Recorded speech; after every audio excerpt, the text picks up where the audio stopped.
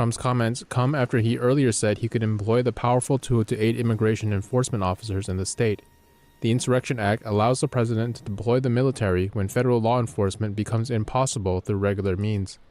In an interview with News Nation yesterday, Trump said invoking the act would make life a lot easier, but he didn't think it was needed at this point. In that interview, Trump also addressed a controversial protest in which demonstrators stormed a Baptist church in St. Paul, accusing one of the pastors of being an ICE agent. He accused Sunday's protesters of being paid agitators. And then you have the agitators, anarchists. I watched sort of everything. I see it all. And I see people screaming, shame, shame. This is not people that are like living in Minnesota. These are professional, paid people. They're like actors. That incident is now under federal investigation. DHS says there are more than 2,500 federal agents currently on the ground in Minnesota. Officials are now saying an additional 1,500 could be on their way in the coming weeks. ICE officers not welcome. A new state bill is causing controversy in Illinois. If passed, it would prohibit ICE officers from becoming police officers in the state. NTD's Daniel Monahan spoke with a retired Illinois police chief about the dangers of the bill and a grassroots organization fighting to defeat it. Senate Bill 2820 is sponsored by Illinois State Senator Laura Fine. It would ban the hiring of ICE officers as police. It specifically targets ICE officers hired under the Trump administration or anyone hired between January 20th, 2025 and January 20th, 2029. State Senator Laura Fine says the bill was prompted by recent immigration enforcement actions, which she called violent and intimidating. Fine said, quote, "After what happened in Minneapolis, it was a glass break moment. Enough is enough." Retired police chief from Riverside, Illinois, Tom Weitzel, is speaking out against the bill.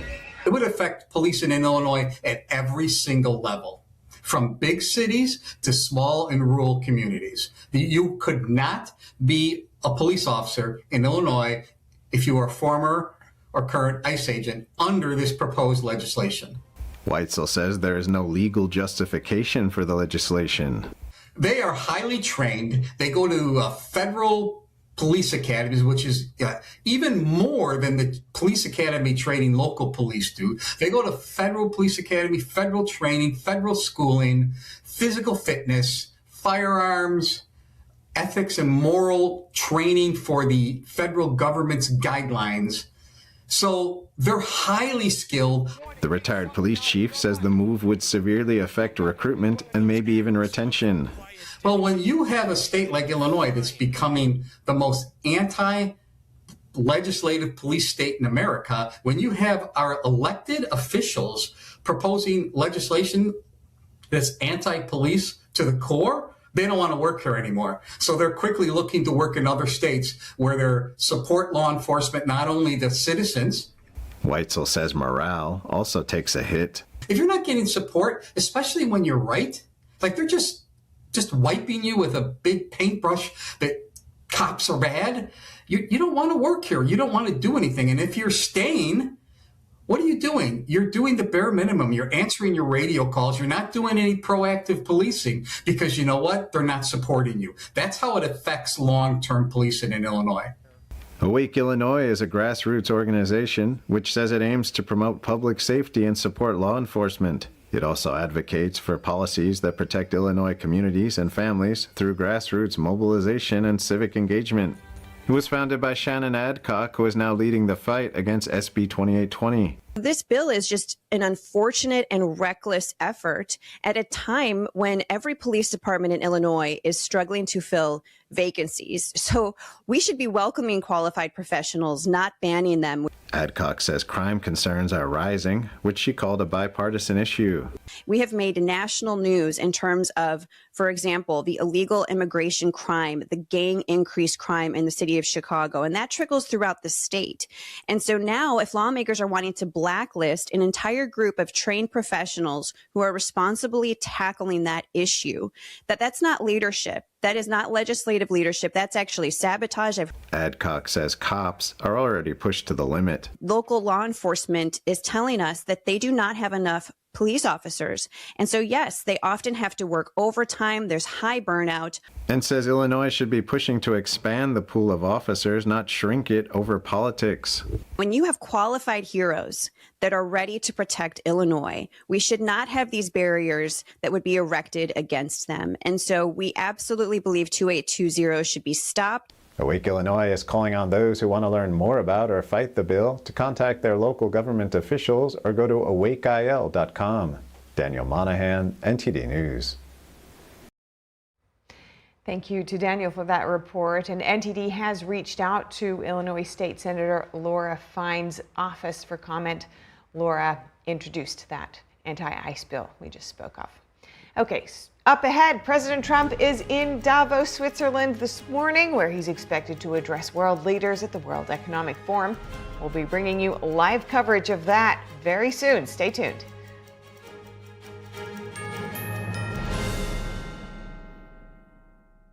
I'm Amy Grant, and I want to talk to you from my heart about the heart. I would have been the last person on the list to say this woman has a problem with her heart. So no, there was nothing about my life that said, you have a ticking time bomb in your chest. But I did. I wound up in the office of a cardiologist because I was there with my husband. And at the tail end of that, the cardiologist looked at me and said, I want to see you. No one was more surprised than I was to learn I was living with a rare heart condition. He said, Amy, this condition, you'll be fine, and then catastrophic. A few months later, I had open heart surgery that saved my life. And I owe it to the research and life-saving medical breakthroughs developed by the American Heart Association. That's why I'm asking you to join me and become a monthly donor to the American Heart Association. Please call now or go to helpheart.org. For only $19 a month, just 63 cents a day, you can help fund the next medical breakthrough, get the next person trained in CPR, and get the next hospital certified in high-quality cardiovascular care. If this could happen to me, it could happen to anybody.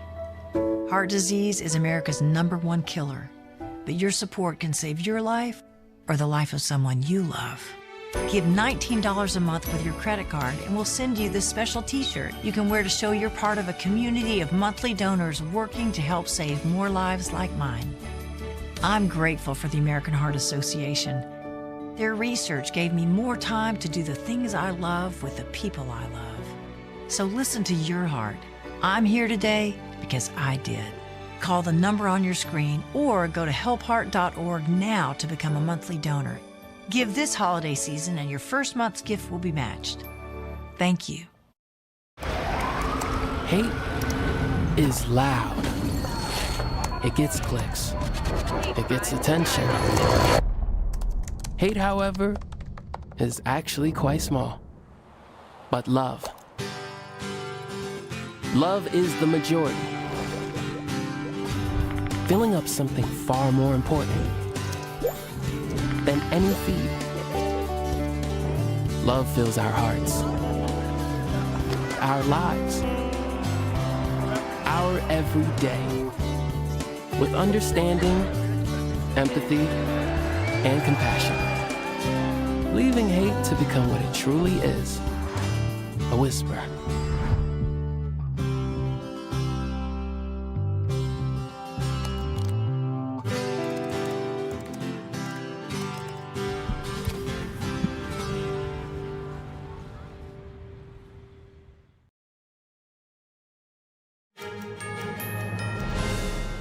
Welcome back to NTD. Good morning. Right now, Trump is getting close to making his historic speech at Davos. He's traveled there with the largest U.S. delegation ever, and we're going to be following that closely. As soon as he comes on, we're going to cut to that.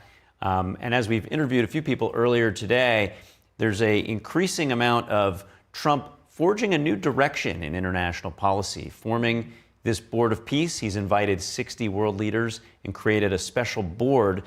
Initially, this was for the direction in Gaza, but so far there's nothing indicating that this board of peace is specific to Gaza. That's it, and that's one major area of development.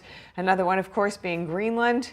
And President Trump earlier saying that he will add a 10% tariff to goods imported from 8 European countries that are currently opposing his plan, which is looking more and more serious to take over Greenland in one way or another. That's right, and that's coming off the heels of his action in Venezuela, where he acted unilaterally to remove Maduro to face prosecution in the U.S. for crimes of trafficking and other things like that. So much to watch out for. And of course, we are also expecting President Trump to speak about his internal domestic policies and achievements there as well, having just passed 1 year of his second term in office this week. That was yesterday. That's right. He went into Caroline Leavitt's press briefing room, and he did a surprise visit there where he faced journalists. He had a big stack of papers where he was there to talk about his accomplishments. The Epoch Times ran one article where they cited 30 different things that he accomplished in his first term. But in that Q&A with reporters, he was asked if the Board of Peace was intended to replace the UN, and he kind of talked out of both sides of his mouth where he said, well, maybe. Yeah. But then at the end, he said, he does believe that the UN has an important role to play. He just doesn't feel like it's meeting that standard. Yeah, it was an interesting word he used, saying he thought the UN has a lot of potential. So, of course, it was birthed with a lot of hope right at the end of World War II. And certainly the slew of, and we were just looking live at the stage for the World Economic Forum there in Davos. It looks like the president is almost about to take the stage, and we'll be bringing you right back there live now. Check it out.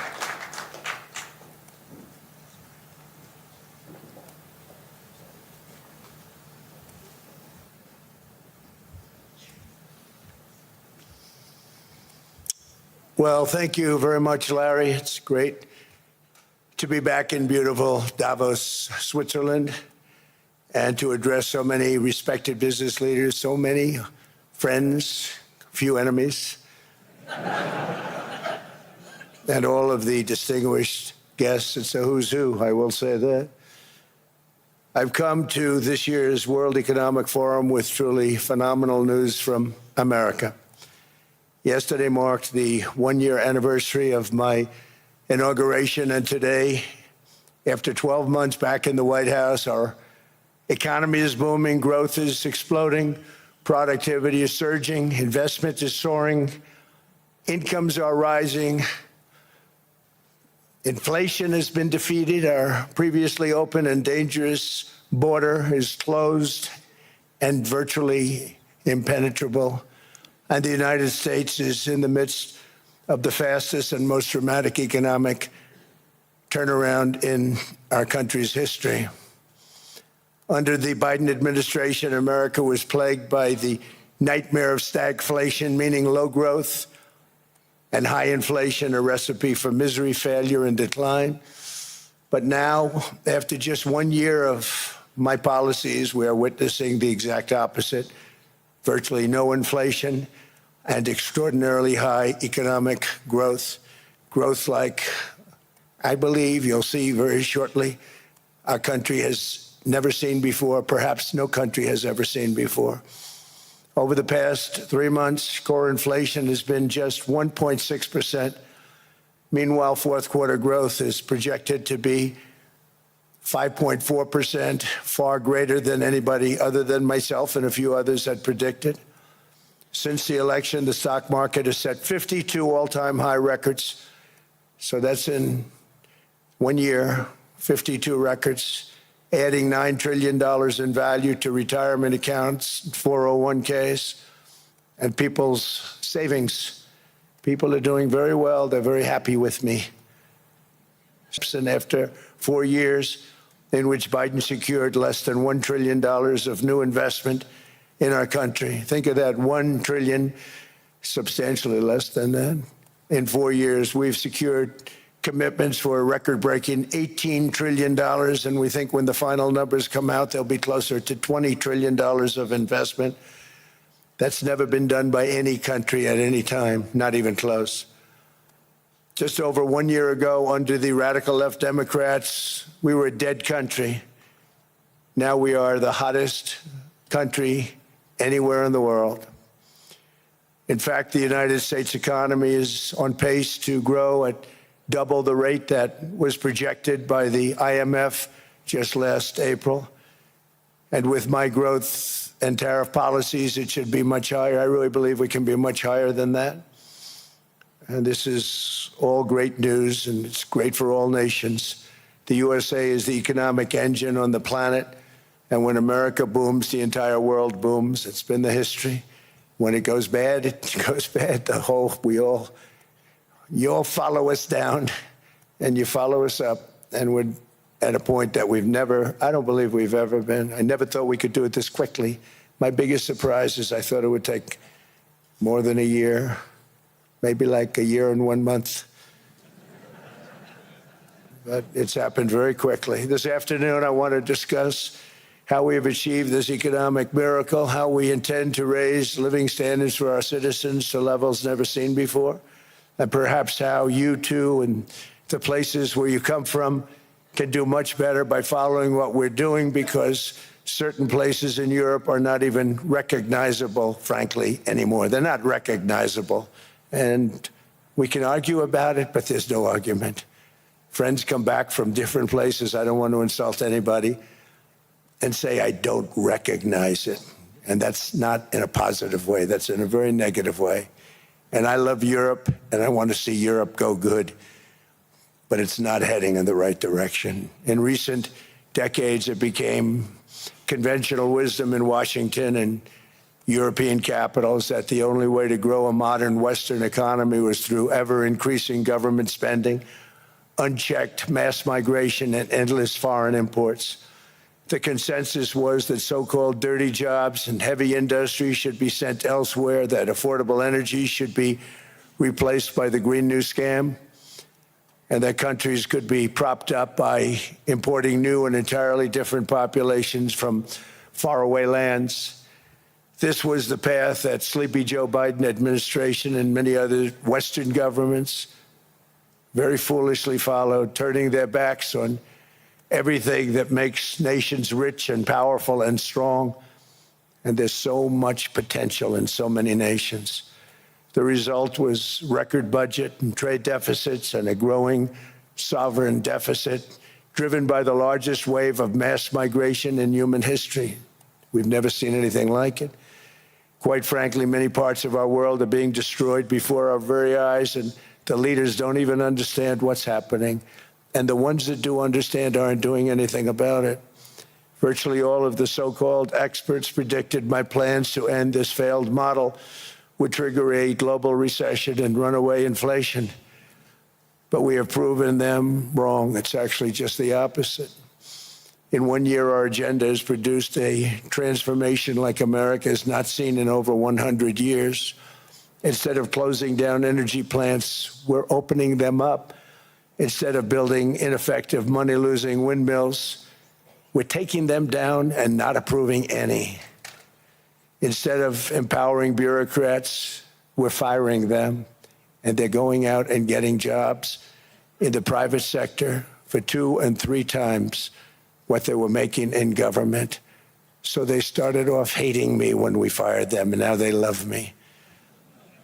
Instead of raising taxes on domestic producers, we're lowering them and raising tariffs on foreign nations to pay for the damage that they've caused.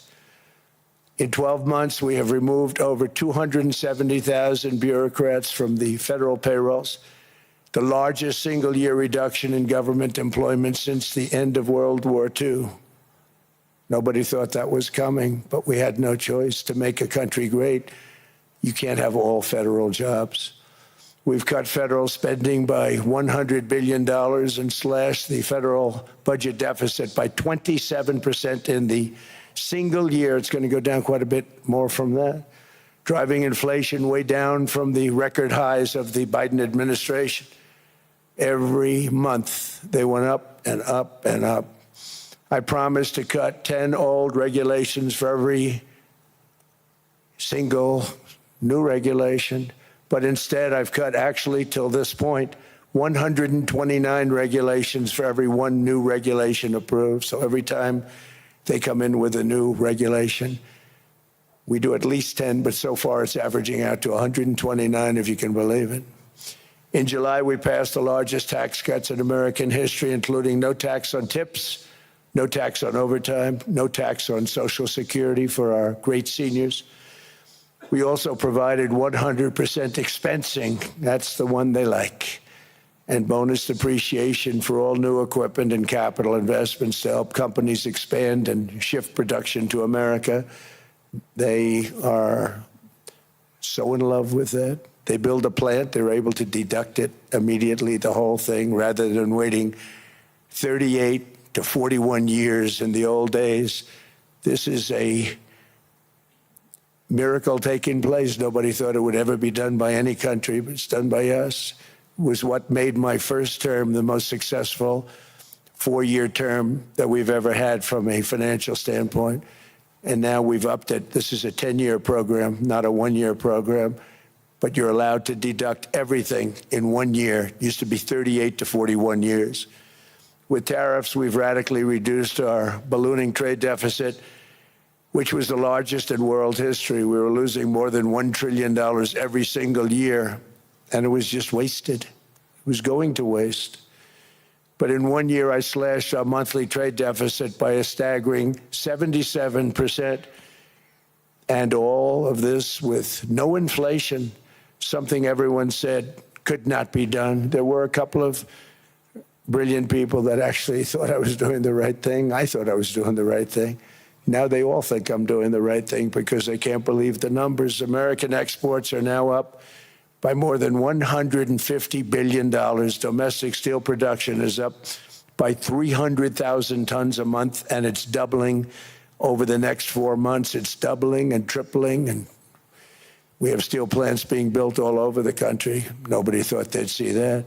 Factory construction is up by 41%, and that number is really going to skyrocket right now because that's during a process that they're putting in to get their approvals, and we've given very, very quick, fast approvals.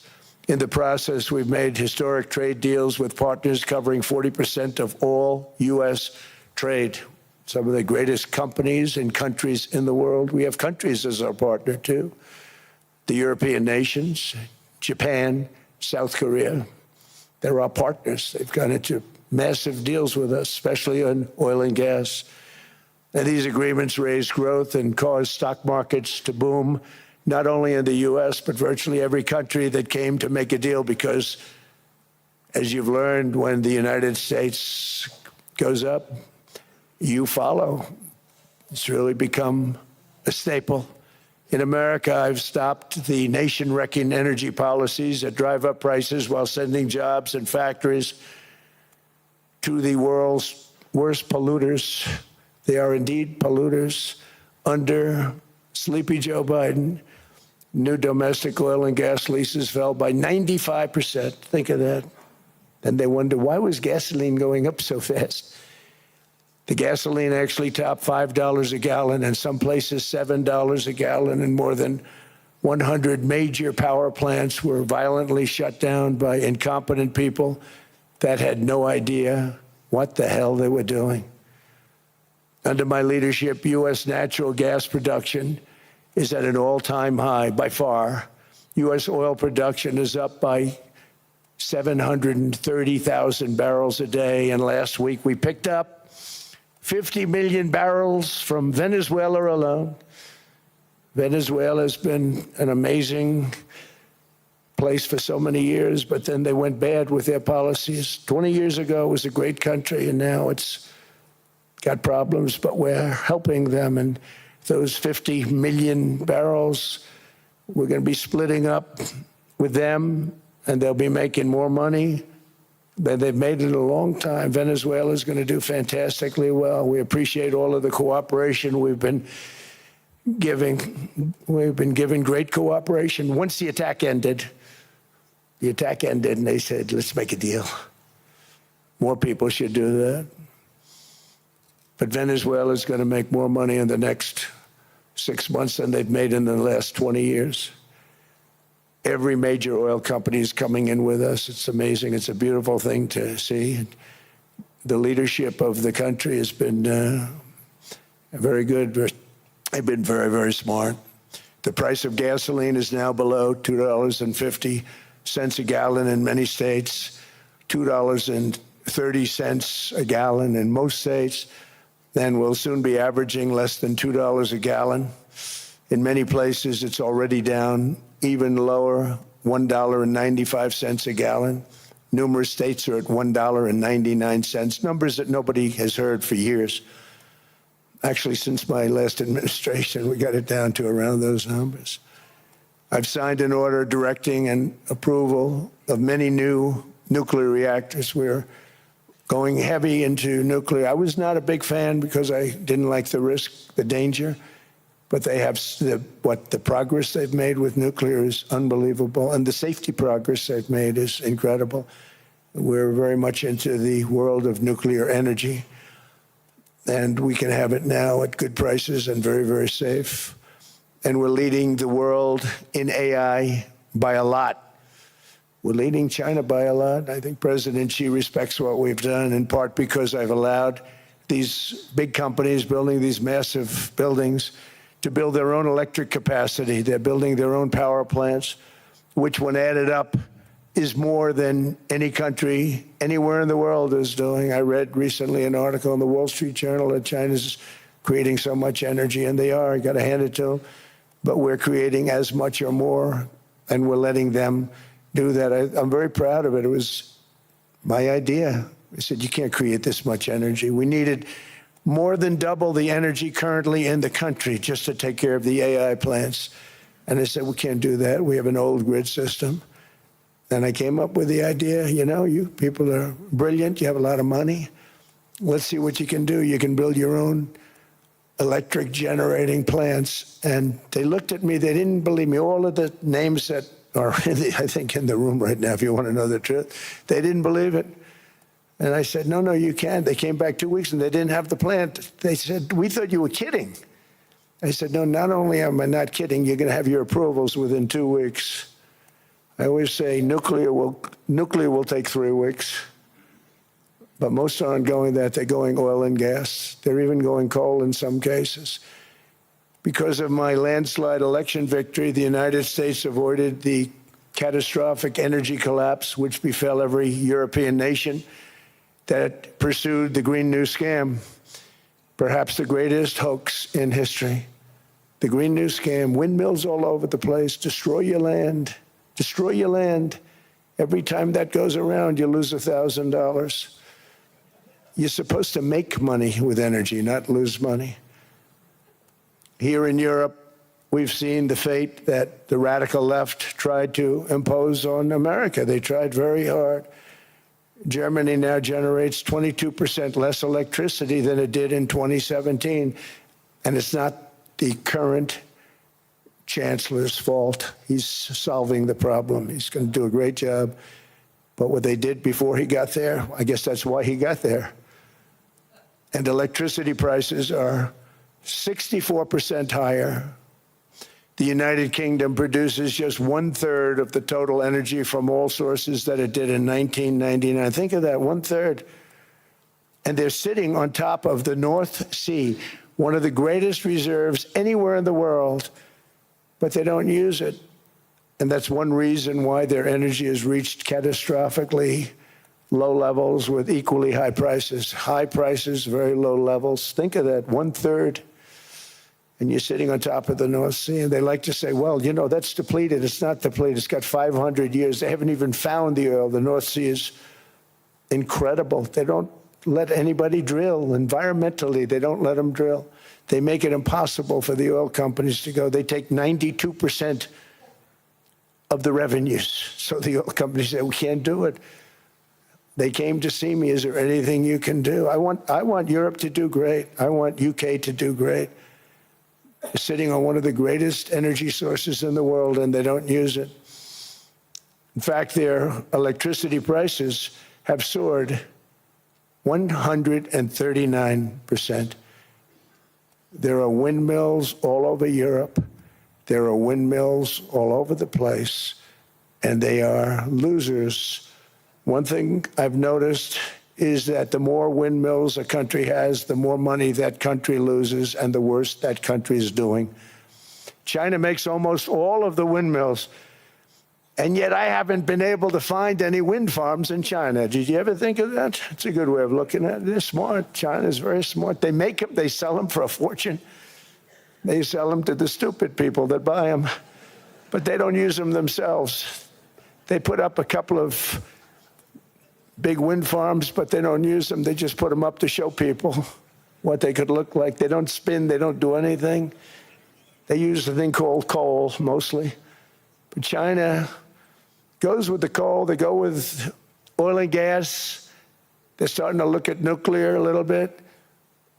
And they're doing just fine. They make a fortune selling the windmills, though. And I think really that's one that they wouldn't be surprised if it stopped. They are shocked that it continues to go. They're very friendly with me. They're shocked that people continue to buy those damn things. They killed the birds. They ruin your landscapes. Other than that, I think they're fabulous, by the way. Stupid people buy them. The consequences of such destructive policies have been stark, including lower economic growth, lower standards of living, lower birth rates, more socially disruptive migration, more vulnerability to hostile foreign adversaries, and much, much smaller militaries. The United States cares greatly about the people of Europe. We really do. I mean, look, I am derived from Europe. Scotland and Germany, 100% Scotland, my mother, 100% German, my father. And we believe deeply in the bonds we share with Europe as a civilization. I want to see it do great. That's why issues like energy, trade, immigration, and economic growth must be central concerns to anyone who wants to see a strong and united West, because Europe and those countries have to do their thing. They have to get out of the culture that they've created over the last 10 years. It's horrible what they're doing to themselves. They're destroying themselves. It's beautiful, beautiful places. We want strong allies, not seriously weakened ones. We want Europe to be strong. Ultimately, these are matters of national security, and perhaps no current issue makes the situation more clear than what's currently going on with Greenland. Would you like me to say a few words of Greenland? I was going to leave it out of the speech, but I think I would have been reviewed very negatively. I have tremendous respect for both the people of Greenland and the people of Denmark, tremendous respect. But every NATO ally has an obligation to be able to defend their own territory. And the fact is, no nation or group of nations is in any position to be able to secure Greenland other than the United States. We're a great power, much greater than people even understand. I think they found that out 2 weeks ago in Venezuela. We saw this in World War II, when Denmark fell to Germany after just 6 hours of fighting and was totally unable to defend either itself or Greenland. So the United States was then compelled, we did it, we felt an obligation to do it, to send our own forces to hold the Greenland territory, and hold it we did at great cost and expense. They didn't have a chance of getting on it, and they tried. Denmark knows that. We literally set up bases on Greenland for Denmark. We fought for Denmark. We weren't fighting for anyone else. We were fighting to save it for Denmark. Big, beautiful piece of ice. It's hard to call it land. It's a big piece of ice. But we saved Greenland and successfully prevented our enemies from gaining a foothold in our hemisphere. So we did it for ourselves also. And then after the war, which we won it big. Without us, right now you'd all be speaking German and a little Japanese, perhaps. After the war, we gave Greenland back to Denmark.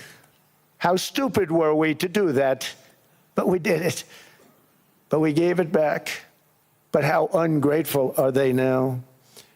So now our country and the world face much greater risks than it did ever before because of missiles, because of nuclear, because of weapons of warfare that I can't even talk about. 2 weeks ago, they saw weapons that nobody ever heard of. They weren't able to fire one shot at us. They said, what happened? Everything was discombobulated. They said, we've got them in our sights. Press the trigger, and nothing happened. No anti-aircraft missiles went up. There was one that went up about 30 feet and crashed down right next to the people that sent it. They said, what the hell is going on? Those defensive systems were made by Russia and by China. So they're going to go back to the drawing boards, I guess. Greenland is a vast, almost entirely uninhabited and undeveloped territory. It's sitting undefended in a key strategic location between the United States, Russia, and China. That's exactly where it is, right smack in the middle. Wasn't important nearly when we gave it back. You know, when we gave it back, it wasn't the same as it is now. It's not important for any other reason, you know, everyone talks about the minerals. There's so many places. There's no rare earth, no such thing as rare earth. There's rare processing, but there's so much rare earth. And to get to this rare earth, you got to go through hundreds of feet of ice. That's not the reason we need it. We need it for strategic national security and international security. This enormous unsecured island is actually part of North America, on the northern frontier of the Western Hemisphere. That's our territory. It is therefore a core national security interest of the United States of America. And in fact, it's been our policy for hundreds of years to prevent outside threats from entering our hemisphere, and we've done it very successfully. We've never been stronger than we are now. That's why American presidents have sought to purchase Greenland for nearly 2 centuries. You know, for 2 centuries they've been trying to do it. They should have kept it after World War II, but they had a different president. That's all right. People think differently. Much more necessary now than it was at that time, however. In 2019, Denmark said that they would spend over $200 million to strengthen Greenland's defenses. But as you know, they spent less than 1% of that amount. 1%. There's no sign of Denmark there. And I say that with great respect for Denmark, whose people I love, whose leaders are very good.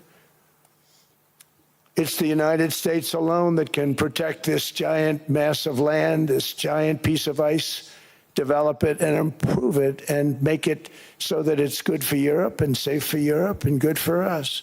And that's the reason I'm seeking immediate negotiations to once again discuss the acquisition of Greenland by the United States, just as we have acquired many other territories throughout our history, as many of the European nations have. They've acquired, there's nothing wrong with it.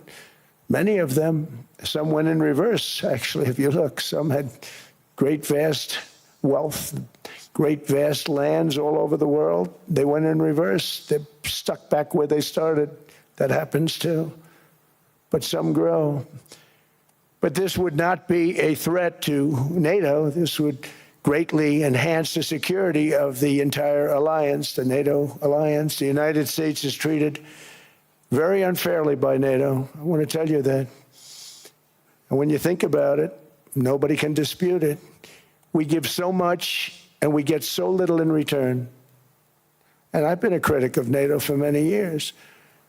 And yet I've done more to help NATO than any other president by far, than any other person. You wouldn't have NATO if I didn't get involved in my first term. The war with Ukraine is an example. We are thousands of miles away, separated by a giant ocean. It's a war that should have never started, and it wouldn't have started if the 2020 U.S. presidential election weren't rigged. It was a rigged election. Everybody now knows that. They found out. People will soon be prosecuted for what they did. It's probably breaking news, but it should be. It was a rigged election. You can't have rigged elections. You need strong borders, strong elections, and ideally a good press. I always say it. Strong borders, strong elections, free, fair elections, and a fair media. The media is terrible. It's very crooked, it's very biased, terrible. But someday it'll straighten out because it's losing all credibility. Think of it, when I went in a landslide, a giant landslide, won all 7 swing states, won the popular vote, won everything, and I only get negative press. That means that it has no credibility. And if they're going to get credibility, they're going to have to be fair. So you need a fair press. But you also need those other elements.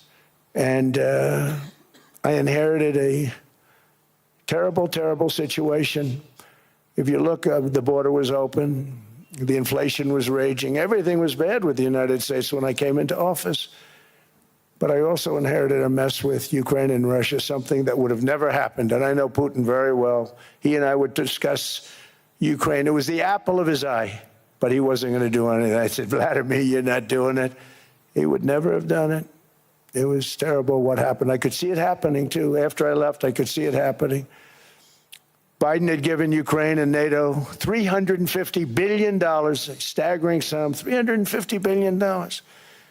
I came in, and just like the southern border, just like inflation, just like our economy, I said, wow, this place is in trouble, meaning our country. All of these things were out of control. But the border was out of control. We fixed it with the strongest border anywhere in the world.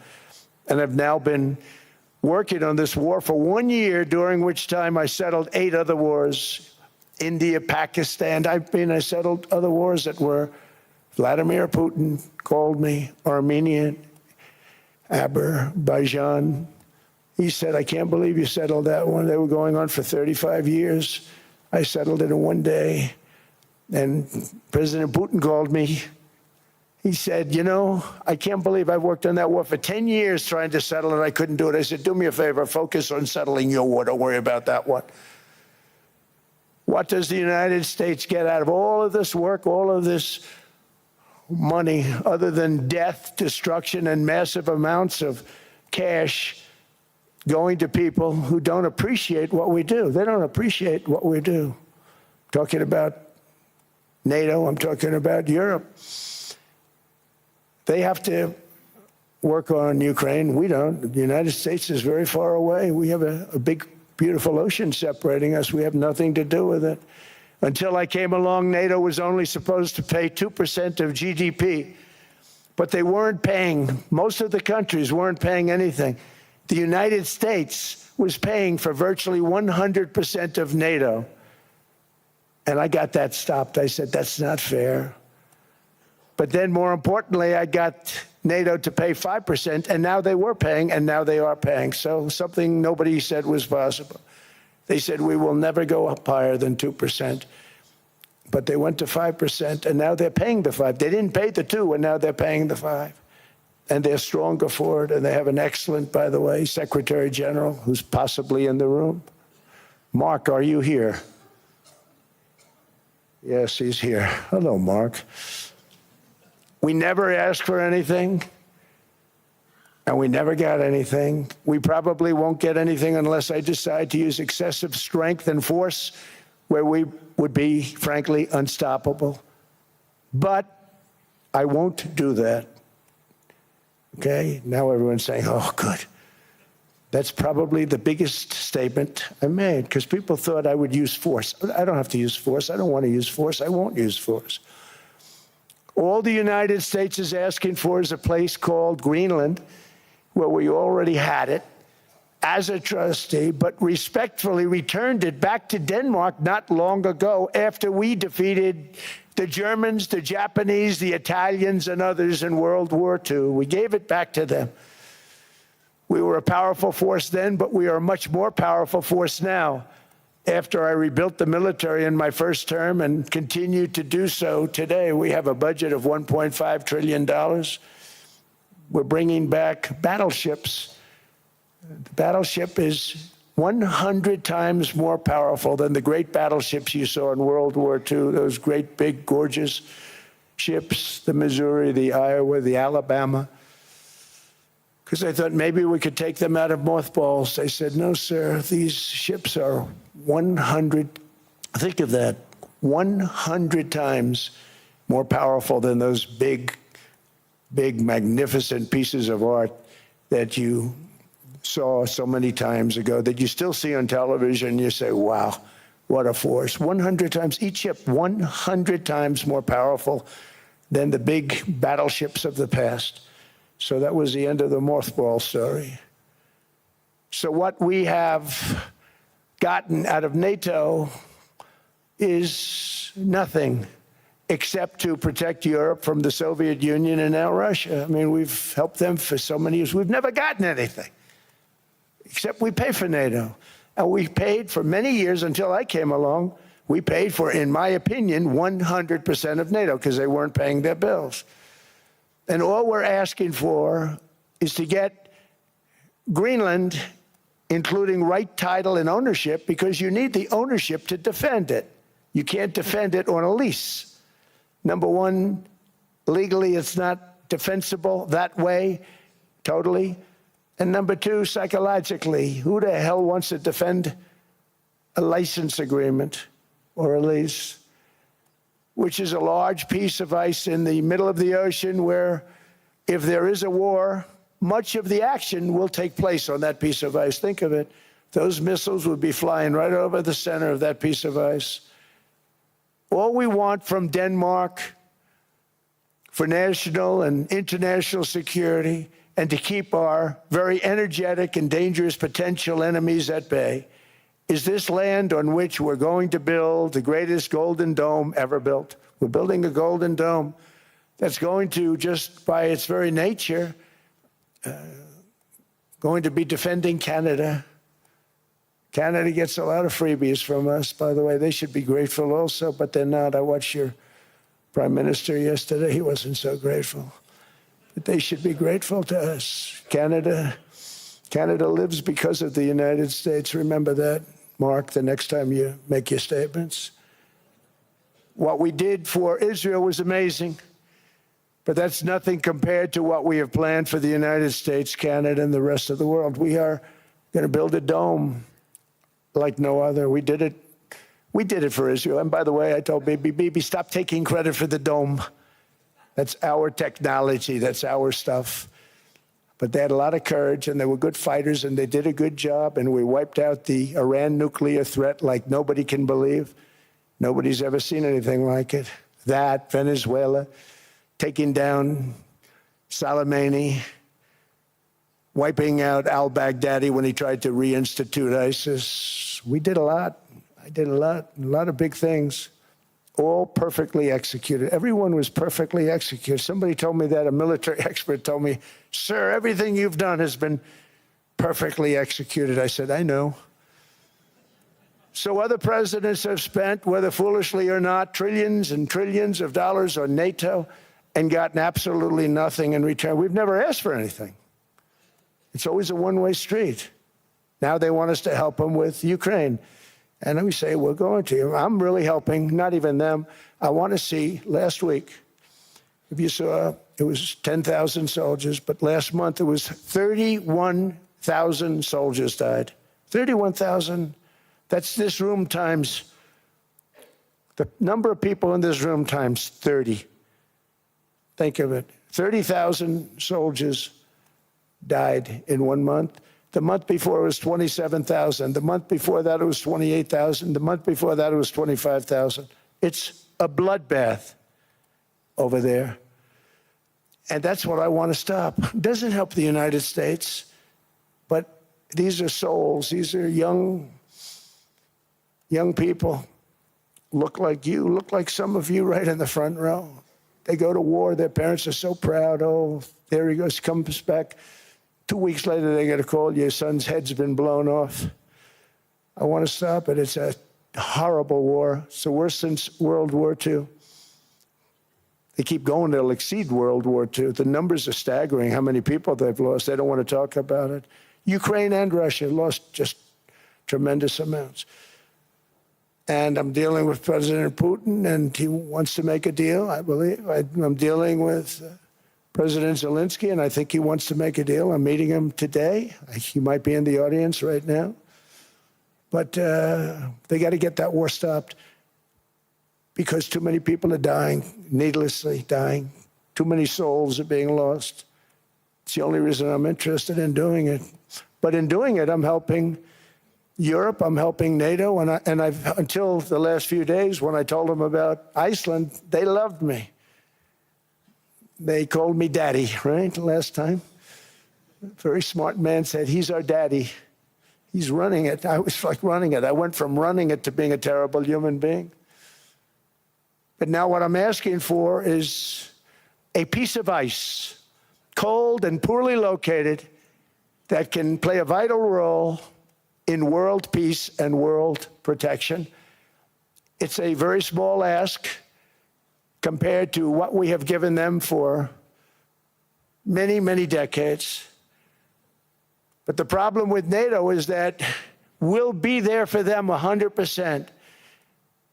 But I'm not sure that they'd be there for us. If we gave them the call, gentlemen, we are being attacked. We're under attack by such and such a nation. I know them all very well. I'm not sure that they'd be there. I know we'd be there for them. I don't know that they'd be there for us. So with all of the money we expend, with all of the blood, sweat, and tears, I don't know that they'd be there for us. They're not there for us on Iceland, that I can tell you. I mean, our stock market took the first dip yesterday because of Iceland. So Iceland's already cost us a lot of money. But that dip is peanuts compared to what it's gone up. And we have an unbelievable future in that stock. That stock market is going to be doubled. We're going to hit 50,000, and that stock market's going to double in a relatively short period of time because of everything that's happening. But this is a good example. After giving NATO and European nations trillions and trillions of dollars in defense, they buy our weapons. We make the greatest weapons in the world, but now we're going to make them faster, much faster. You saw that. I put a cap on the salaries, and I put no buybacks, no stock buybacks, no various other things that they were doing. I mean, they were making $50 million, but it would take them 3 years to give you a Patriot missile. I said, that's not good. My chauffeur can do a better job than that, and he makes slightly less than 50. They make big salaries. If they're going to make those big salaries, they're going to have to produce a lot faster. The good news is we have the greatest equipment in the world. Now we're going to start making it a lot faster. They're going to build additional plants. And all of the money that goes into stock buybacks is going to go into building plants. We're not allowing stock buybacks by defense companies any longer. They're going to build new plants to make Tomahawks, Patriots. We have the best equipment, F-35s. F-47, the new one just coming out. They say it's the most devastating plane, fighter jet ever. Who knows? They called it 47. If I don't like it, I'm going to take the 47 off it. I wonder why they called it 47. We'll have to think about that. But if I don't like it, I'm going to take that 47 off. But it's supposed to be the Stage 6. It's supposed to be the first Stage 6 plane, undetectable, like our B-2 bombers were undetectable. They flew right over Iran. They were undetectable. And they did their job, and they got the hell out of there. So we want a piece of ice for world protection, and they won't give it. We've never asked for anything else, and we could have kept that piece of land, and we didn't. So they have a choice. You can say yes, and we will be very appreciative, or you can say no, and we will remember. A strong and secure America means a strong NATO. And that's one reason why I'm working every day to ensure our military is very powerful, our borders are very strong, and above all, our economy is strong because national security requires economic security and economic prosperity, and we have the greatest that we've ever had. Biden and his allies destroyed our economy and gave us perhaps the worst inflation in American history. They say 48 years, I say forever, but I think 48 years is the equivalent to forever.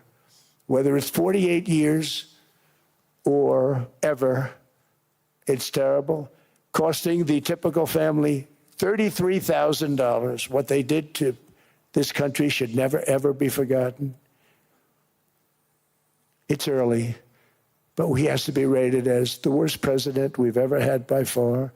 The auto pen did much of the damage. the auto pen. He was the auto pen president, because I don't believe a sane president would have ever signed the kind of things that he signed. But now grocery prices, energy prices, airfares, mortgage rates, rent, and car payments are all coming down, and they're coming down fast. We inherited a mess, but we've done a hell of a job in 12 months.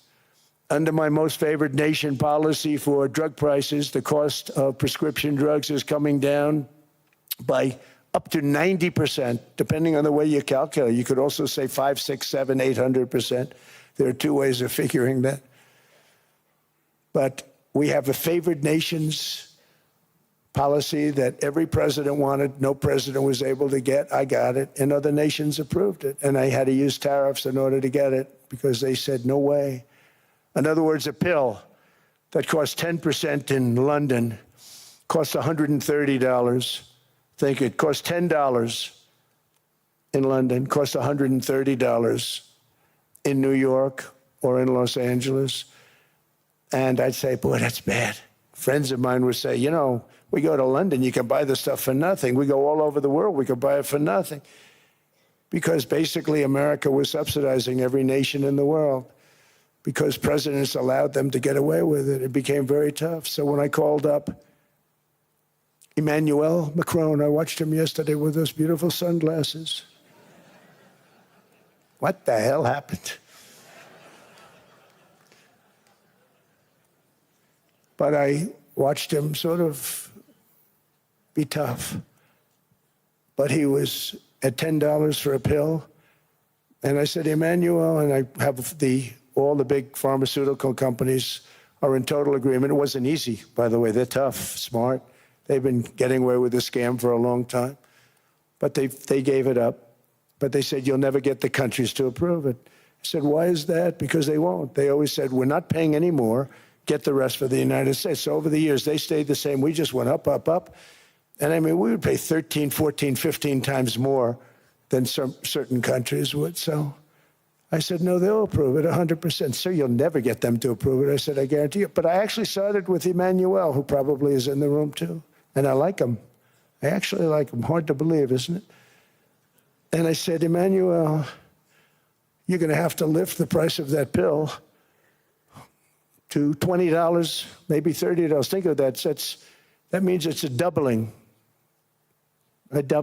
of prescription drugs. Might be a tripling, might be a quadrupling. It's not easy. No, no, no, Donald, I will not do that. I said, yes, you will, 100%. He said, no, no, no. You're asking me to double. I said, Emmanuel, you've been taking advantage of the United States for 30 years with prescription drugs. You really should do it, and you will do it. I have no doubt. In fact, I am 100% sure you're going to. No, no, no, I will not do it. Because yes, in all fairness to him, he has to double or triple. Because the world being a bigger place than the United States, it's not that you meet in the middle. You just have to go up some, and we come down a lot. They go up a little, we come down a lot. So we're at $130, they're at 10. So they may have to go to 20 or 30. No more than that. I said, Emmanuel, you're going to be doubling or tripling? No, no, no. I said, here's the story, Emmanuel. The answer is you're going to do it. You're going to do it fast. And if you don't, I'm putting a 25% tariff on everything that you sell into the United States and a 100% tariff on your wines and champagnes. And that's about 10 times more than what I'm requesting. And you're going to do it. I don't want to go public with it, but you may make me do that. No, no, Donald, I will do it. I will do it. It took me, on average, 3 minutes a country, saying the same thing. You will do it. They all said, no, no, no, I will not do it. You're asking me to double the cost of prescription. I said, that's right, because you've been screwing us for 30 years. And they said, we will not do it. I said, that's all right. On Monday morning, we're putting a 25, 30, 50. I gave different numbers for different countries. This is also national security we're talking about. Not fair. We're not going to subsidize the whole world. And every one of those countries have agreed to do it. So one of the biggest things that I've done is the fact that we have now most favored nation. We will pay whatever the lowest price is in the entire world. So our drug prices are going to be coming down by staggering 90%. Again, you could say 1,000%, 2,000%. Depends on the way you want to figure it, but we'll go with the way the fake news likes it better because it sounds, can you imagine a 90% reduction sounds much worse.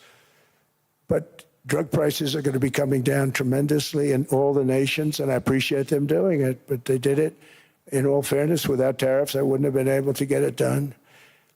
After declining $3,000 under Biden, real incomes are up in the United States by $2,000, $3,000, and even $5,000 and more. Home ownership has always been a symbol of health and vigor of American society, but that goal fell out of reach for millions and millions of people in the Biden era because interest rates went up so high. Today, I'm taking action to bring back this bedrock of the American dream. In recent years, Wall Street giants and institutional investment firms, many of you are here, many of you are good friends of mine, many of you are supporters. Sorry to do this to you, I'm so sorry. But you've driven up housing prices by purchasing hundreds of thousands of single-family homes, and it's been a great investment for them. Often as much as 10% of houses on the market. You know, the crazy thing is a person can't get depreciation on a house, but when a corporation buys it, they get depreciation. Okay, that's something we're going to have to think about, too. I don't know if too many people think about that. You buy a corporation, they buy 500 houses. They buy hundreds of thousands. They buy 500 houses. They can take depreciation. A person sweats and works and buys one house, they can't. But homes are built for people, not for corporations, and America will not become a nation of renters. We're not going to do that. That's why I have signed an executive order banning large institutional investors from buying single-family homes. It's just not fair to the public. They're not able to buy a house. And I'm calling on Congress to pass that ban into permanent law, and I think they will. One of the biggest barriers to saving for a down payment has been surging credit card debt. The profit margin for credit card companies now exceeds 50%, one of the biggest. And they charge Americans interest rates of 28%, 30%, 31%, 32%. Whatever happened to usury? So to help our citizens recover from the Biden disaster, all caused by this horrible president, I'm asking Congress to cap credit card interest rates at 10% for 1 year. And this will help millions of Americans save for a home. They have no idea they're paying 28%. They go out there a little late in their payment and they end up losing their house. It's terrible. To unleash innovation in savings and financing, I'm also working to ensure America remains the crypto capital of the world.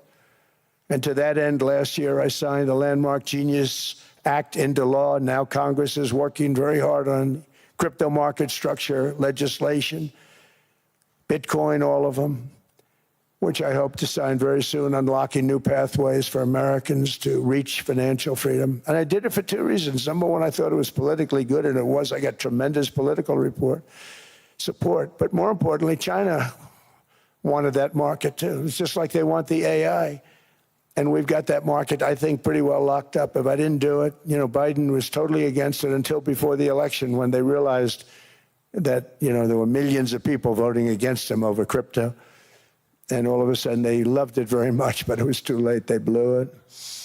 But it is politically popular, but it's much more importantly, we have to make it so that China doesn't get the hold of it. And once they have that hold, we're not going to be able to get it back. So I'm honored to have done it. Finally, I've instructed government-backed institutions to purchase up to $200 billion in mortgage bonds to bring down interest rates. And I'll be announcing a new Fed chairman in the not-too-distant future. I think he'll do a very good job. See, I gave away some of it. He did give that away. So we have something, got something, but somebody that's very respected. They're all respected. They're all great. Everyone that I interviewed is great. Everyone could do, I think, a fantastic job. Problem is they change once they get the job. They do. You know, they're saying everything I want to hear, and then they get the job. They're locked in for 6 years. They get the job, and all of a sudden, let's raise rates a little bit. I call them, sir, we'd rather not talk about this. It's amazing how people change once they have the job, but it's too bad. Sort of disloyalty, but they got to do what they think is right. We have a terrible chairman right now. Jerome, too late Powell. He's always too late. And he's very late with interest rates, except before the election. He was just fine for the other side. So we're going to have somebody that's great, and we hope he does the right job. Last week, the average 30-year mortgage rate dropped below 6% for the first time in many years. Another major factor in driving up housing costs was the mass invasion of our borders. And I have to say one thing about housing, because nobody ever says this. I am very protective of people that already own a house, of which we have millions and millions and millions. And because we have had such a good run, the house values have gone up tremendously. And these people have become wealthy. They weren't wealthy. They become wealthy because of their house. And every time you make it more and more and more affordable for somebody to buy a house cheaply, you're actually hurting the value of those houses, obviously, because the one thing works in tandem with the other. And I don't want to do anything that's going to hurt the value of people that own a house who, for the first time in their lives, are walking around the streets of whatever city they're in, very proud that their house is worth $500,000, $600,000, $700,000. Now, if I want to really crush the housing market, I could do that so fast and people could buy houses, but you would destroy a lot of people that already have houses. In some cases, they've mortgaged their house, and the mortgage would be very low, and all of a sudden the mortgage without any changes becomes very high, and they end up losing the house. I'm not going to hurt, and I speak with Scott, who's doing a fantastic job, and Howard, who's doing a fantastic job, and all of my people. And I always say, look, you know, I can crush the hell out of the market. We can drop interest rates to a level, and that's one thing we do want to do. That's natural. That's good for everybody. You know, the dropping of the interest rates, we should be paying a much lower interest rate than we are. We should be paying the lowest interest rate of any country in the world, because without the United States, you don't have a country. I mean, I had a case with Switzerland. We happened to be in Switzerland. Maybe I'll give you a quick story. But they were paying nothing. They make beautiful watches, great watches, Rolex, all of them. They were paying nothing to the United States when they sent their product in. And we had a $41 billion deficit. $41 billion with this beautiful place. Flew over it, isn't it nice? So I said, let's put a 30% tariff on them so that we get back some of it, not all of it at all. We'd still have a deficit, big deficit. We had 41 million. That's a big deficit. And I said, let's put a tariff on. Different tariffs, different places. You're all party to them. In some cases, victims to them. But in the end, it's a fair thing. And most of you realize that. But we put a 30% tariff on Switzerland, and all hell broke loose. They were calling, I mean, like you wouldn't believe. And I know so many people from Switzerland, incredible place, incredible, brilliant place. But I didn't realize that they're only good because of us. And there's so many other examples. I mean, us, probably other places, but a majority of the money they make is because of us, because we never charged them anything. So they come in, they sell their watches, no tariffs, no nothing. They walk away, they make $41 billion on just us. So I said, no, we can't do that. So I'm going to bring it up. I still would have a deficit pretty substantial, but I brought it up to 30%. And I guess Prime Minister, I don't think President, I think Prime Minister called a woman, and she was very repetitive. She said, no, no, no, you cannot do that, 30%. You cannot do that. We are a small, small country. I said, yeah, but you have a big, big deficit. You may be small, but you have a bigger deficit than big countries. He said, no, no, no, please, you cannot do it. Kept saying the same thing over and over. We are a small country.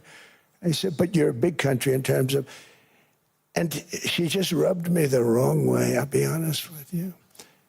And I said, all right, thank you, ma'am, appreciate it. Do not do this. Thank you very much, ma'am. And I made it 39%.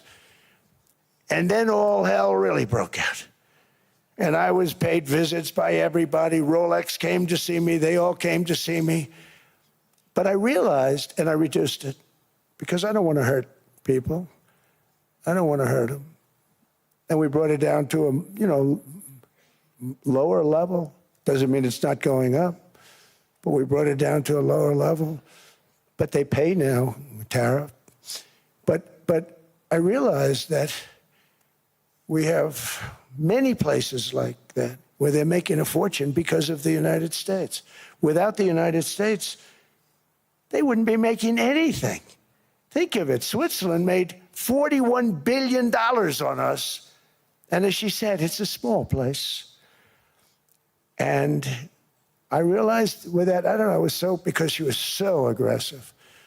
And I realized in that conversation that the United States is keeping the whole world afloat. Many places, I could give you 6, 7 places just in the people in this little area. I know every one of them. They're sort of, they're looking down. They don't want to see me. They don't want to stare me in the eyes. But they're taking advantage of, everybody took advantage of the United States. But I've been very fair, and I gave them a tariff, and it was fine. But I realized that without us, it's not Switzerland anymore. Without us, it's not any of the countries that are represented here. And we want to work with the countries. We want to work with them. We're not looking to destroy them. I could have said 39, 40%. I could have said I want a 70% tariff, then we make money with Switzerland. But Switzerland would have been probably destroyed, financially destroyed. I don't want to do that. But we should be paying the lowest interest rate of everybody. I hope Scott's listening to this, because we should be paying the lowest interest rate of everybody. Without us, most of the countries don't even work. And then you have the protection factor. Without our military, which is the greatest in the world by far, without our military, you have threats that you wouldn't believe. You wouldn't believe. You don't have threats because of us, and that's because of NATO. One other thing, and I have to say it so importantly, in the old days, and I used to say I'm the youngest in the room. Now I'm among the older. I hate to say it.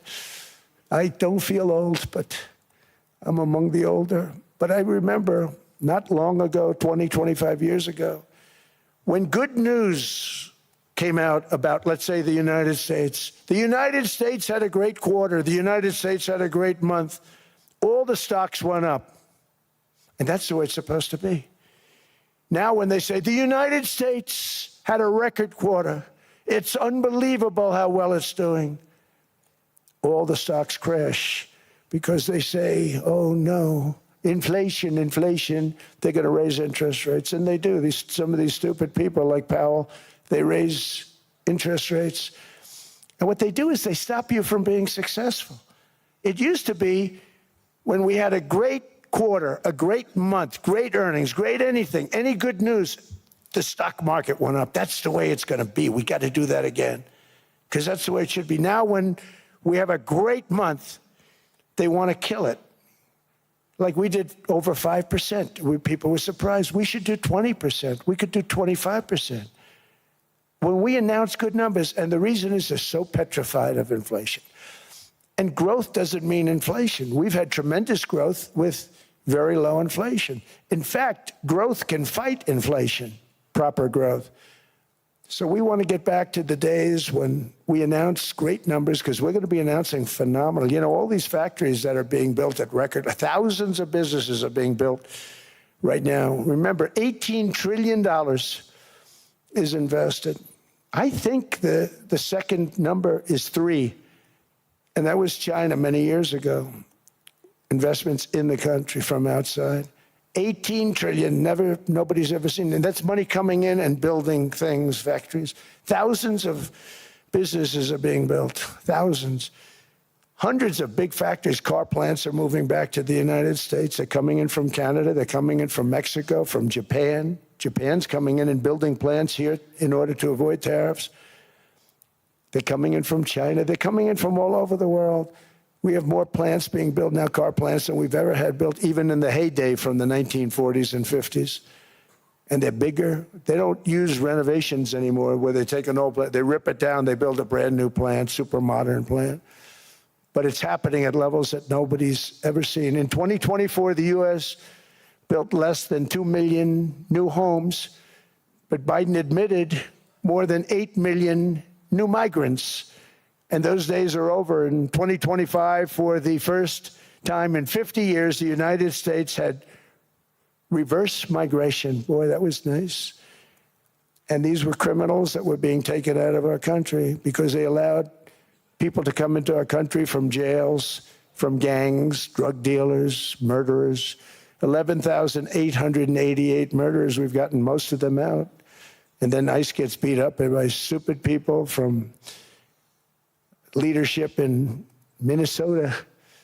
We actually are helping Minnesota so much, but they don't appreciate it. Most places do. You know, Washington, D.C. is the safest place now in the United States. It was a very dangerous place to walk, and now you can walk with your wife, your kids, right through the middle of the city. Right now, Washington, D.C. is as safe as it gets. It was one of the most unsafe. I had to admit, we sent in the military, the National Guard.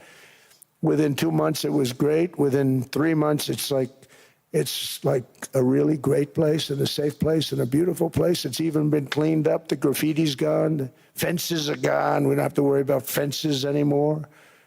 All of the places, the grasses are cut and replaced with new grass in many cases. It's all going to happen in the spring. But Washington and D.C. is beautiful again, and it's safe. New restaurants are opening up. They were all closing.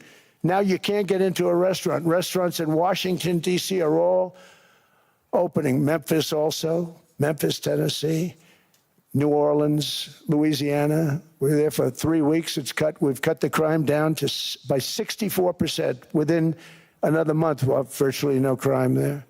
We can do that all over. We're going to help the people in California. We want to have no crime. I know Gavin was here. I used to get along so great with Gavin when I was president. Gavin's a good guy. And we're going to, if he needed it, I would do it in a heartbeat. I'd love to see. We did help them a lot in Los Angeles, a lot with the early in my term when they had some problems. But we would love to do it. I will say this, if I were a Democrat governor or whatever, I would call up Trump. I'd say, come on in, make us look good. Because we're cutting crime down to nothing. And we're taking people out, career criminals who are only going to do bad things, and we're bringing them back to their countries. But where we've done it has been amazing. And we have a capacity to do it at much greater levels.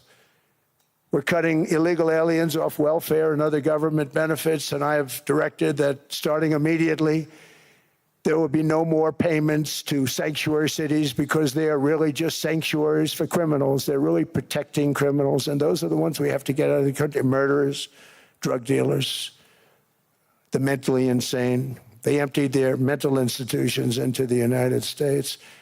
And despite that, we have the lowest crime numbers that we've ever had in the history of the country. Just came out.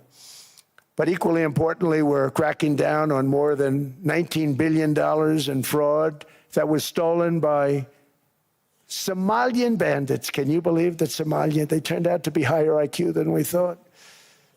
I always say these are low IQ people. How did they go into Minnesota and steal all that money? And we have, you know, they're pirates, they're good pirates, right? But we shoot them out of the water just like we shoot the drug boats out. They're not pirating too many boats lately, do you notice?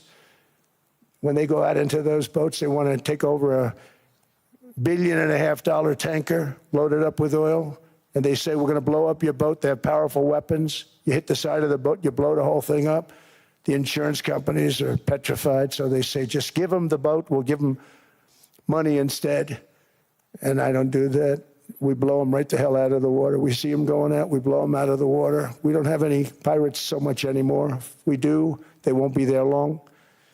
We've cut down with the hitting of the boats that are loaded up with drugs, including submarines. Can you believe they actually buy small, they call them mini subs, very fast. They're meant for drugs. We've knocked out 2 of them. The Democrats say they were fishing. You have ruined somebody's fishing weekend, I would say. A submarine is not a fishing boat. You don't fish. But we've knocked down drugs by water, the oceans, the sea, by 97.2%. Think of that. And I actually say, who the hell are the 3%? Because I would not want to be piloting one of those boats. We knocked them down, and now we're going to start on land. We're going to knock it all out. The land is the easy part. What we did on sea is incredible, and that's our great military. The situation in Minnesota reminds us that the West cannot mass import foreign cultures which have failed to ever build a successful society of their own. I mean, we're taking people from Somalia, and Somalia is a failed, it's not a nation.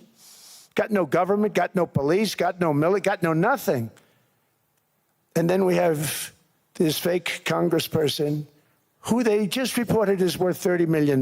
You believe this? Ilhan Omar, talking about the Constitution that provides me. She comes from a country that's not a country, and she's telling us how to run America. Not going to get away with it much longer, let me tell you. The explosion of prosperity and conclusion and progress that built the West did not come from our tax codes. It ultimately came from our very special culture. This is the precious inheritance that America and Europe have in common. We share it. We share it, but we have to keep it strong. We have to become stronger, more successful, and more prosperous than ever. We have to defend that culture and rediscover the spirit that lifted the West from the depths of the Dark Ages to the pinnacle of human achievement. We live in an incredible, changing period. It's an unbelievable time, but we have to take advantage of the time that we're in. In our hands are technologies that our ancestors could scarcely have. I mean, they couldn't have even dreamt some of the things that we see today. And so rapidly they're produced. I mean, AI, 2 years ago, nobody ever heard of the term, and now everybody's talking about it. And it can have some very good purpose. It could also have some dangerous purpose, and for that we have to watch out. But some tremendous things are happening because of it. And we're leading by so much. We're doing so well. But opportunities that are bigger and grander than ever before in human history are right before us. It is the pioneers in this room. Many of you in this room are true pioneers. You're two truly brilliant people. Just your ability to get a ticket is brilliant because you have about 50 people for every seat. I don't know what, that's Larry. Everything Larry touches turns to gold. He made this very successful. But you're in this room, and some of you are the greatest leaders anywhere in the world. You're the greatest brains anywhere in the world. And the future is unlimited, and to a large part because of you, and we have to protect you, and we have to cherish you. I always say we have to cherish our brilliant people because there aren't many of them. So together with confidence, boldness, and persistence, let us lift up our people, grow our economies, defend our shared destiny, and build a future for our citizens that is more ambitious, more exciting, more inspiring, and greater than the world has ever seen. We're in a position to do things that nobody else has ever even thought of before. And many of the people in this room are the ones that are doing it, and I want to congratulate you, and I'm with you all the way. You can do things that nobody else can even think about. So I congratulate you on your tremendous success. And the United States is back, bigger, stronger, better than ever before. And I'll see you around. Thank you all very much. Thank you very much.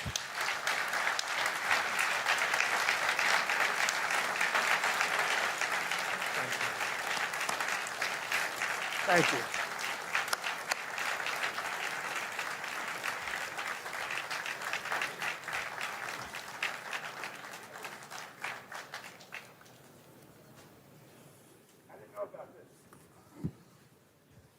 This was supposed to be a nice fire chat, Mr. President. Yes, good. I got set up now. I did know. You made the job for the moderator really easy. Thank you, Mr. President, for your speech. I do have a few follow-up questions, if it's okay. I don't think I should start with Greenland, maybe. I'll start with the economy. The U.S. economy is doing really, really well. But how to sustain this growth moving forward? Because there's always a recession looming around the corner. Well, you know, the one thing about economies and recessions is sometimes you get hit unexpectedly and there's nothing you can do about it. All brilliant people, but there's nothing. One example was COVID. We had an economy going at levels like nobody had ever seen my first 2.5, 3 years. And then I heard the word pandemic, not COVID. They came up with that name over a period of time. We won't get into that. But I heard the word pandemic. And I had a poll come out that was so strong just prior to that. And I was with the two best pollsters, McLaughlin and Fabrizio. And they said, sir, George Washington and Abraham Lincoln, if they came back and ran as president and vice president, they couldn't beat you. And then what happened is the following day, I was told to stay tuned because there's something really bad happening in China. There are bodies laying all over Wuhan, right around that certain building that we talk about. I always said it came from Wuhan. It did come from Wuhan. And they were body bags. We saw it by satellite. And they said, there are strange things happening in China. And so it began. And we ended up with the COVID, and the whole world suffered. We did a phenomenal job. I don't think we got the credit we deserved. We did something that Operation Warp Speed, which some people say was one of the greatest military feats ever. We did a great job. Used our military, used a lot of people. But sometimes you get hit with things, nothing you can do. You get hit with things like that unexpectedly. And we got through it. And when I left, the stock market was higher than it was previous to the COVID coming up. And I called it a great achievement. But things happen. Bad things happen. The things that we can stop are wars if we're smart. That we can stop. Those are a matter of being intelligent and having intelligent people on the other side, because wars are the worst of all. Wars are worse than anything. But we can stop wars because that's sort of up to us. But things like dust flying in the air, wherever COVID comes from or whatever comes, sometimes you have to be a little bit lucky. But we are poised to have an economy like no other, not only in this country, but anywhere. And you know, when you hear the kind of numbers that I can tell you that Scott Bessent was with me the other day, and he's looking at numbers. He said, I can't. And that's all he's done his whole life, pretty much your whole life. Scott, you weren't going to be a football player, I don't think. Scott was not that great at football, but he was always good at numbers, right? And he was looking at numbers. He said, I've never seen anything like this. We're poised to do things that no other country's ever done. And, you know, luck, I hate to say it, but we need a little luck. We don't want to get hit by something that nobody could have thought. Whoever thought we were going to hit by a pandemic? You know, when I heard the word pandemic, I said, oh, that's an ancient problem. World War I, they lost 100 million people. It actually ended World War I. A lot of people don't know. The Spanish flu in World War I ended the war because all the soldiers were sick. The soldiers were so sick on both sides, and that war was raging, and they were all dying from the Spanish flu. They were sick as dogs. They couldn't fight.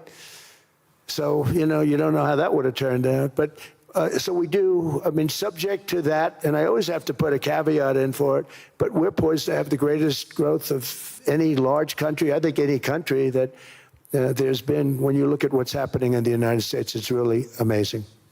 Thank you. One thing that maybe keeps you up at night, I know you don't sleep that much anyway, Mr. President, is the debt. The U.S. debt is high, is now the biggest expenditure on your budget. How to get out of that impasse? Well, the big thing is growth. I mean, growth is the way. If we grow like this, we go from having at $37 trillion, we go from having high debt to low debt. But we also are cutting expenses, you know, the old-fashioned way.